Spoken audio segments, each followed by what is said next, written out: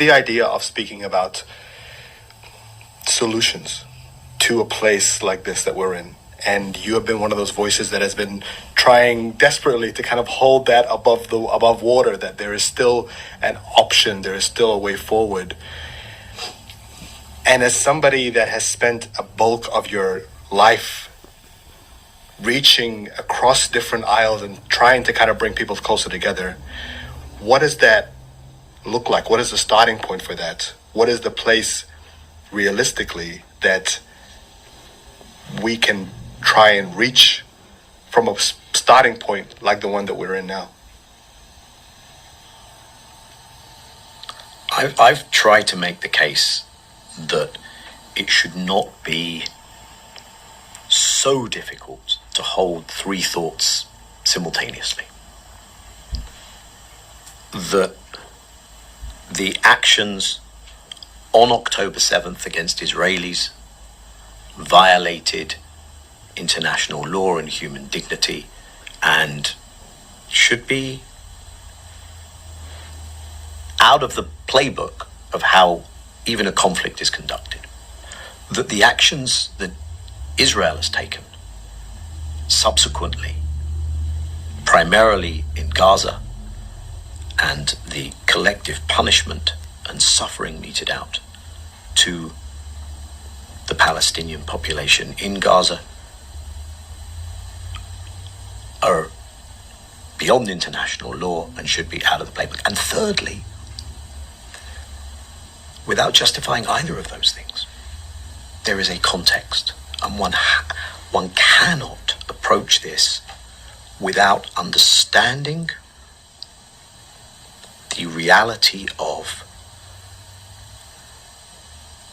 the system of structural violence and inequality and dispossession, without rights or freedoms, without a horizon of hope, without a predictability of life, without normalcy. October 6th was a normal day for Israelis. October 6th was another day of occupation, indignity, inequality, and dispossession for Palestinians. If you can't understand that, if you can't hold those three things, you can't find a way forward.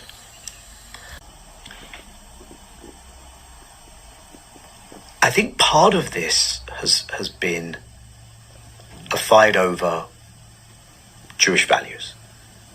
What is it? And especially in the context of the constant references to Holocaust. Therefore, the question,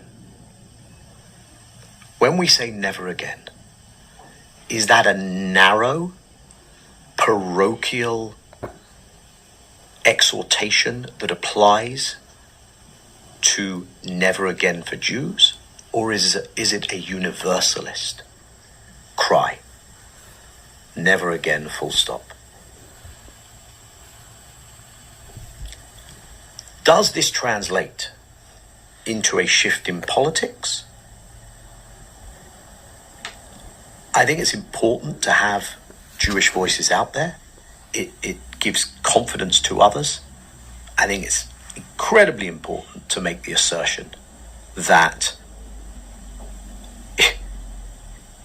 it is not only not anti-Semitic, it is absolutely aligned with what many of us took as being a Jewish ethic and a Jewish value to stand up against the kinds of crimes that are being committed.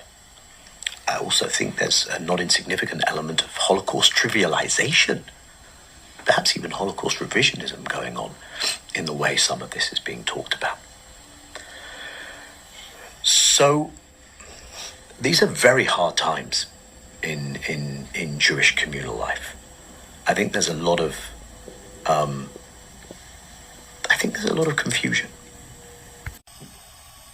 I think we need to do work, therefore, on the most basic level to humanize the other.